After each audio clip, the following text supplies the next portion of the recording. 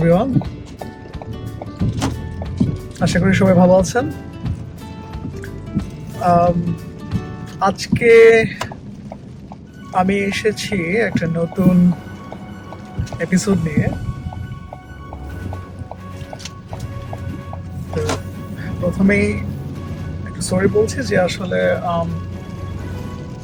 আমাকে ব্যাক করে যেতে হচ্ছে, আর সেজন্য হয়তো আপনাদের কিছু আউটসাইড নয়েজ আসতে পারে। আচ্ছা, আজকের এপিসোডে একটা খুবই গুরুত্বপূর্ণ বিষয় নিয়ে কথা বলবো। সেটা হচ্ছে যে অস্ট্রেলিয়াতে ইমিগ্রেশনের সিস্টেমটা কি। আমি এখানে ইমিগ্রেশন বলতে বোঝাচ্ছি যে এখানে পার্মানেন্ট রেসিডেন্সি নিয়ে কিভাবে আসা যায় এবং কারা আসতে পারবে, স্টুডেন্টরা কতটুকুই বা বেনিফিটেড হয় এখানে পিআরের ক্ষেত্রে, আর যারা স্টুডেন্ট হিসেবে আসেননি কিন্তু মাইগ্রেট করতে চান তাদের আসলে কি কি উপায় আছে। তো আসলে এই প্রসিডিউরটা অনেক লম্বা। এটা আমার মনে হয় না যে একটা এপিসোডে এটা বলা সম্ভব, ঘন্টার পর ঘন্টা লেগে যাবে হয়তো। তাহলে তো আমি যেটা আসলে করতে চাচ্ছি সেটা হচ্ছে একটা সিরিজ অফ এপিসোডস করব এই ইনফরমেশন দিয়ে, যা আসলে একেবারে স্ক্র্যাচ থেকে কিভাবে শুরু করতে হবে আর কোন কোন স্টেপে আসলে প্রসিড করতে হবে। তো আজকে আমি জাস্ট এটার কন্টেন্টটা নিয়ে কথা বলি, যে আসলে অস্ট্রেলিয়াতে মাইগ্রেশনের ক্ষেত্রে তাহলে কোন কোন স্টেপের মধ্য দিয়ে যেতে হবে, প্রথমে কি করতে হবে, আর সেই প্রতিটা স্টেপের মধ্যে ডিটেইল কাজগুলো। তো আমি নেক্সট এপিসোডগুলোতে প্রতিটা স্টেপের যখন ডিটেইল কথা বলবো তখন সেগুলো আপনাদেরকে আমি আমার কম্পিউটারে দেখিয়ে দিব যে আসলে কোন কোন ওয়েবসাইটে গিয়ে কী কী ফর্ম ফিল আপ করতে হবে এবং সেগুলো কীভাবে করতে হবে এবং সেগুলোর পটেনশিয়াল চ্যালেঞ্জগুলো কী হতে পারে। তো আমি এরকম অনেককেই জানি যারা এই সিস্টেমের কমপ্লিকেশনের কারণে এজেন্টদের হেল্প নিতে হয়েছে। তো আমি আপনাদের হয়তো এতটুকু ইনফরমেশন দিতে পারবো যেখানে আপনারা এই কাজগুলো নিজেই করতে পারবেন। এখানে এজেন্টের ফি অনেক এক্সপেন্সিভ,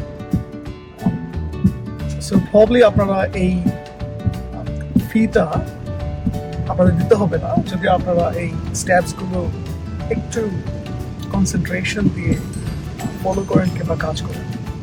তো আমি আবার বলছি যে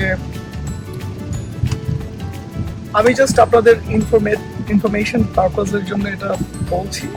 don't take it as a legal advice. আমি জানি অনেকের হয়তো কেস অনেক সহজ, কমপ্লিকেশন কম, অনেকের একটু হয়তো কমপ্লিকেশন বেশি। সেটা ডিপেন্ড করে অনেক সার্কামস্ট্যান্সের উপর। তো সেক্ষেত্রে আপনারা আপনাদের কমপ্লিকেশনটা নিজেরা অ্যাসেস করবেন কতটুকু কমপ্লিকেটেড, এবং সেটা আপনারা নিজেরা এই কাজগুলো করতে পারবেন কিনা, এবং আমার এই ভিডিওটা কিংবা সামনের ভিডিওগুলো আপনাদের আসলে কতটুকু হেল্প করবে সেটা আপনারা নিজেরা অ্যাসেস করবেন। আর আমি চেষ্টা করব ইন ডিটেইলে যেতে, যেখানে যেখানে যে ট্রাবল শুটগুলো দরকার হয় কিংবা যে ইস্যুগুলো হতে পারে সেগুলো নিয়েও আমি কথা বলবো। তো হয়তো আপনাদের এই এপিসোডগুলো অনেক হেল্পফুল হবে। তো ওকে, আমি যেটা বললাম যে কন্টেন্টগুলো নিয়ে আজকে একটু কথা বলবো। তো অস্ট্রেলিয়াতে পার্মানেন্ট রেসিডেন্সির প্রসিডিউরটা আসলে অনেকগুলো স্টেপ আছে। তো প্রথম স্টেপ হচ্ছে ইউর ইন্টেনশন। ডেফিনেটলি আপনি কি আসলেই অস্ট্রেলিয়াতে পার্মানেন্টলি মুভ করতে চান কিনা, কিংবা হয়তো লং টার্ম টেম্পোরারিলি আসতে চান কিনা।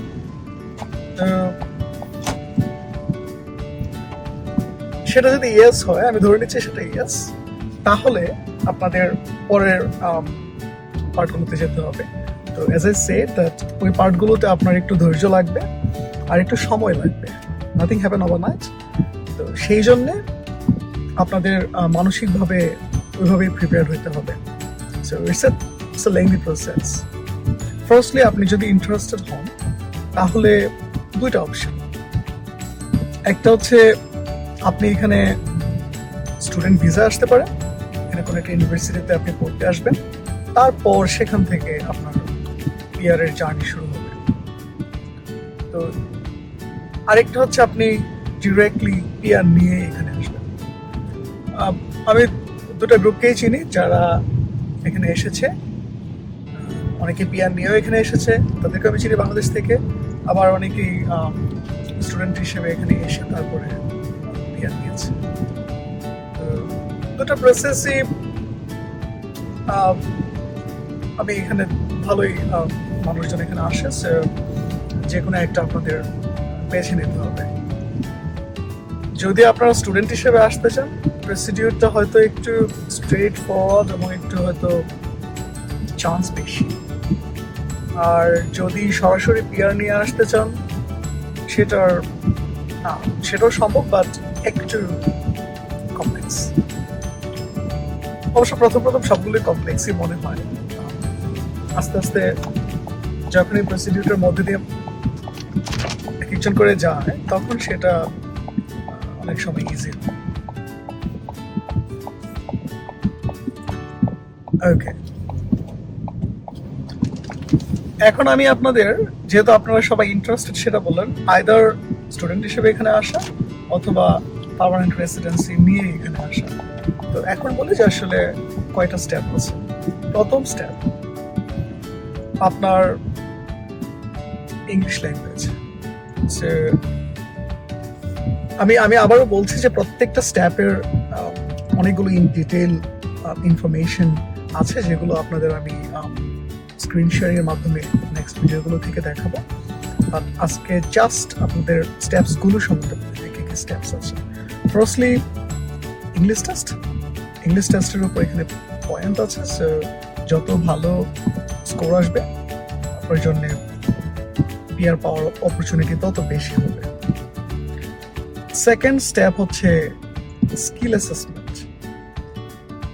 আপনি যে সাবজেক্টে পড়াশোনা করেছেন এবং যে সাবজেক্টে আপনি এখন জব করছেন, সেইটার উপর আপনাকে স্কিলটা অ্যাসেস করাতে হবে অস্ট্রেলিয়াতে।